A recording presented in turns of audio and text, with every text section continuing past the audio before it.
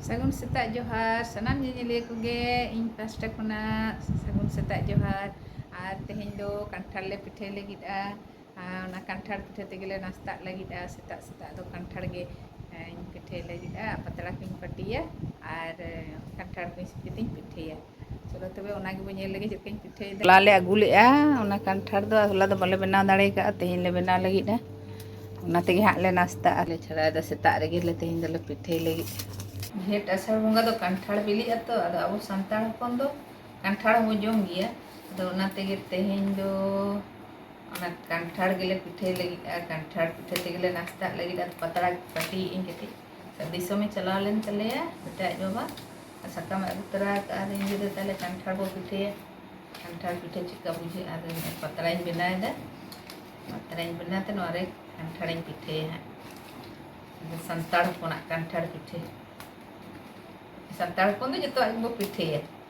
kanthar ibu pithe jin ibu pithe bongkar ko ibu pithe puan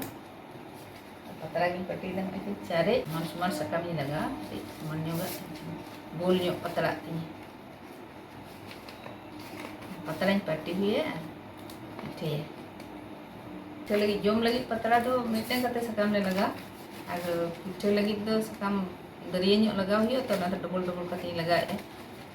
pithe lagi dah ado jang do odok huye kana manang rege ado nito ona iya gos re ha mitten hende tahen ya ona tegi odok gidi ya node no odok gidi da ar kanthar do adi rokom kate ko joma khejori salak sipi kate ko joma emni te ko jom gya ar pithe ma abo ma jeto abo pithe ya sakam rena pithe da alada ge sibila sakam rena mitten so tahena sarjom sakam rena da ada sarjom sakam le agu kate ona sarjom sakam lagi nain pithe lagi na ada noi gi kati baca gri ona iya tahena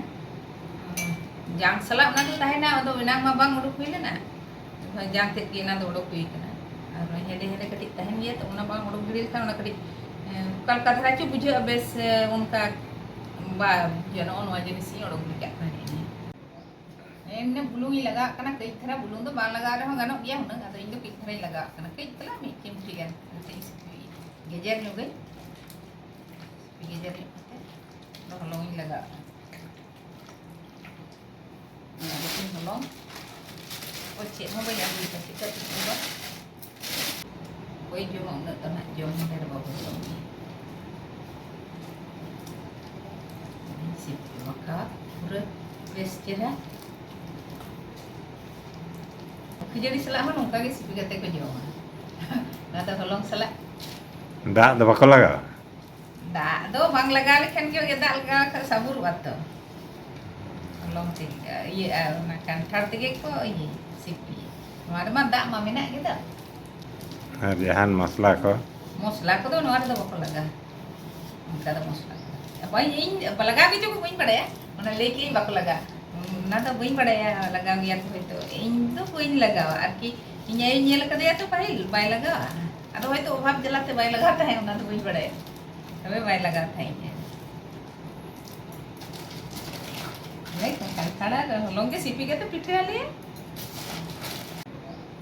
enne bulung i laga kana kai thara bulung do bang laga reho ganok dia hunang ado indo kai thara laga kana kai tala mi kim trigan kai sipi gejer nyoge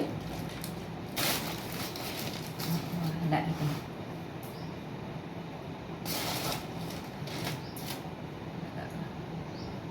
jahan masla ko do nuar do bako laga onka do mosla apa ini apa laga ge jo ko bain pada ya ona leki bako laga na to bain pada ya laga giat hoito in to bain laga arki inya nyel kade ya to pahil bai laga ado hoito obhab jalate bai laga ta hai ona to bain pada ya tabe bai laga thai ya ana patra re kati sunum laga kata latha to namana re kati nase sunum laga ni ojo ni buta dharete mana lagi nya juga kita latar banan hari itu hak latha ICP hui ka dan ada chat pai itu ko laga ona ko buin badaya ali ningke ge nyel kade tahi patrati charu ba dei rakwa ganta tawa lodo kana tawa di dai ya adi somre jangre hasa renak cangkri.